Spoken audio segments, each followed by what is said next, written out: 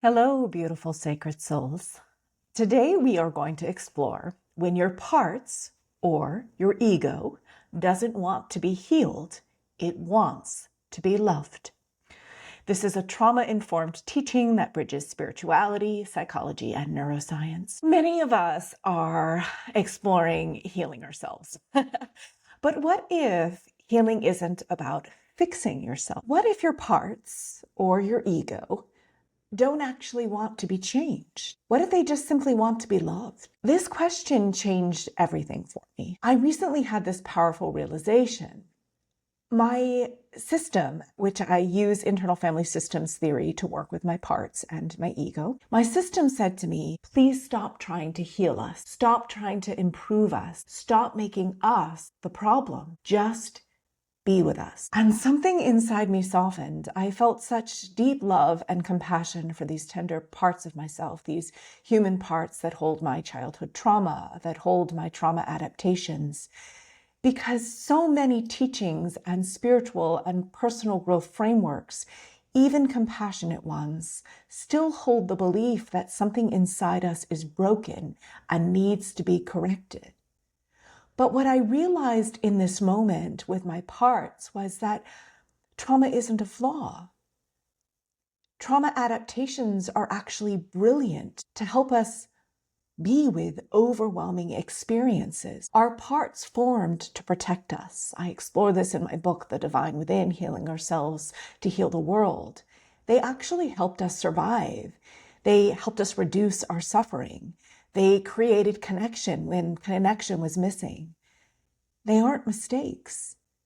They are actually acts of love. And when we approach them from curiosity instead of fixing, with presence instead of pressure, with compassion instead of urgency, something profound happens. They actually begin to rest, not because they were forced to change, but because they finally feel safe enough to soften. True healing doesn't come just from self-improvement. It comes from secure attachment inside ourselves and in our relationships with others. From becoming the relationship our nervous system always needed. When our parts feel welcomed, respected, understood, not judged, not rushed, they naturally begin to integrate. Not through effort, but through connection. And maybe the deepest healing moment is this. When your system realizes, I am allowed to be exactly as I am and still belong. If you spent your life trying to transcend your humanity, fix your emotions, or outgrow your wounds, I want you to know your humanness is not the problem. Your sensitivity is not the problem. Your longing for connection is not the problem. Your parts don't need to be healed. They need to be loved. And that is what leads them to feel safe enough to heal. So I want to speak something very important. And this is bridging accountability and harm awareness. Because when we talk about loving our parts, people sometimes worry, does this excuse harmful behavior? Does this let people off the hook? Does this enable abuse? And the answer is no. And here's why. When trauma-based parts don't feel understood or safe, they stay stuck in survival mode. And in survival mode, the nervous system is driven by threat, fear, urgency, protection, control. This is when harmful patterns are most likely to happen, not because someone is inherently bad, but because their system is trying desperately to stay safe. And they think these other forms of coping, such as aggression or control or violence, are the way that they can feel safe. So when we approach those parts with curiosity and compassion, something actually changes neurologically. The nervous system begins to regulate. The brain shifts out of threat responses, and suddenly there is choice. That is when harmful patterns begin to soften. Not shame, not punishment, not self-rejection, but understanding. When parts feel seen and safe, they no longer need to protect in extreme ways. They begin to trust an inner compass, a deeper wisdom, a moral clarity, a relational awareness. And from that place, responsibility naturally arises, not as self-attack, but as care. Care for self, care for others, care for impact. This is how genuine accountability grows, because we're no longer defending ourselves against shame. We're able to feel, and feeling leads to empathy.